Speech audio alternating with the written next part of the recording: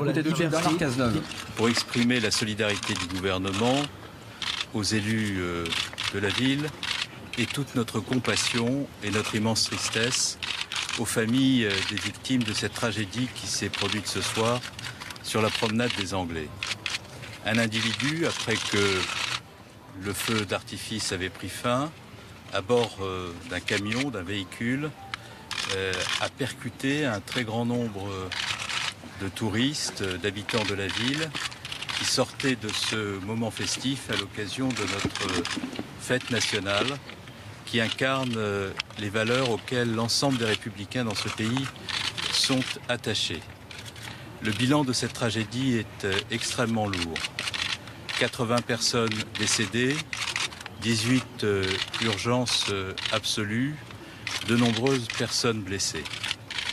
Nos pensées vont encore une fois aux familles de ces victimes, à ceux qui sont aujourd'hui durement touchés, plongés dans un immense chagrin, mais aussi à l'ensemble des habitants de la ville de Nice qui sont ce soir profondément traumatisés et plongés dans l'inquiétude. J'ai eu l'occasion de rencontrer l'ensemble des services qui sont intervenus ce soir sur la promenade des Anglais pour apporter des secours, pour déclencher aussi l'enquête et pour exprimer notre gratitude pour la manière dont ces secours et ces interventions se sont effectuées.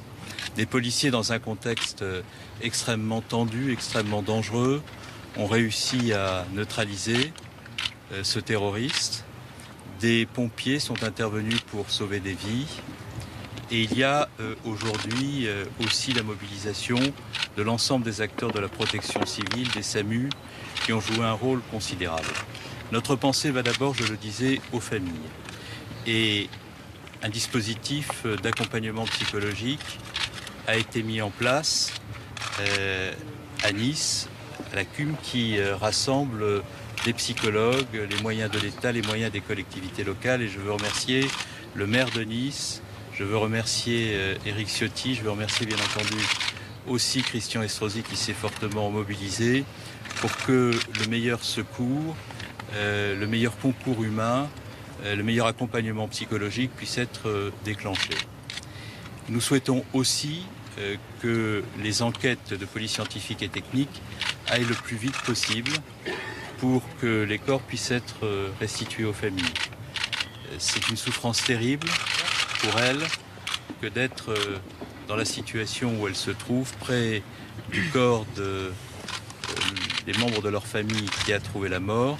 Et j'ai décidé d'envoyer 70 personnels de police judiciaire, de police scientifique et technique, et de mobiliser les moyens les plus technologiques pour que l'on puisse restituer les corps aux familles le plus rapidement possible et les accompagner psychologiquement comme il est de notre devoir de le faire.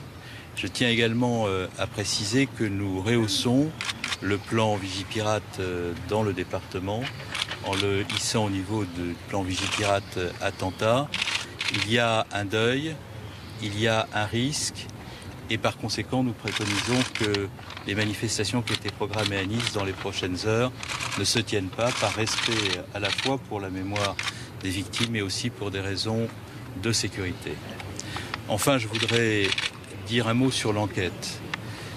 Non pas pour révéler des éléments de l'enquête, mais simplement pour dire que, conduite sous l'autorité du procureur de la République, avec la mobilisation de tous les moyens de la police judiciaire, elle doit permettre d'établir la vérité. L'identification du criminel est en cours. Il conviendra d'établir si, oui ou non, il a bénéficié de complicité. Et c'est au procureur de la République qu'il appartient de donner les éléments de l'enquête en fonction de ce qui aura pu être définitivement établi pour éviter que des rumeurs, de fausses informations ne soient véhiculées. Enfin, je voudrais indiquer que nous savions que le niveau de menace terroriste restait extrêmement élevé. Nous n'avons cessé de le dire au cours des derniers jours, des dernières semaines, alors que nous étions sous une pression extrême et dans une mobilisation elle aussi importante à l'occasion de cette grande manifestation qu'est l'Euro. Et à peine était-elle terminée, sans qu'il n'y ait eu de difficulté que j'indiquais à mes troupes, place Beauvau, que la mobilisation et la vigilance devaient rester absolues parce que nous sommes dans une guerre avec des terroristes qui veulent nous frapper à tout prix et de façon extrêmement violente. Et ça implique de la part de l'ensemble des services de l'État et du ministère de l'Intérieur, notamment, une mobilisation extrêmement forte que j'ai encore vue ce soir à l'œuvre ici à Nice. Une mobilisation forte des services du ministère de l'Intérieur, mais pas seulement, puisque ce soir, pour assurer la sécurité de cette manifestation, il y avait ensemble la police municipale, la police nationale, et si les policiers n'avaient pas été là ce soir, on n'aurait pas pu procéder à la neutralisation très rapide de ce terroriste. Je vous remercie. Une carte d'identité sur l'identité. Sur l'identité Un mot sur l'identité, une carte d'identité a été retrouvée. Oui, mais écoutez, le procureur de la République s'exprimera sur les éléments de l'enquête. Nous avons, les élus et moi-même, obtenu des éléments, mais moi je suis respectueux de la séparation des pouvoirs. Je pense qu'il n'est pas du rôle du ministre de l'Intérieur de communiquer des éléments sur l'enquête et sur l'identité aussi longtemps que le procureur n'a pas, avec les services enquêteurs, définitivement établi les choses. Et je pense qu'il est important, sur des sujets aussi graves, où il y a autant de victimes, de ne dire les choses que dès lors qu'elles sont définitivement établies. Merci beaucoup. Est-ce qu'il y a des Italiens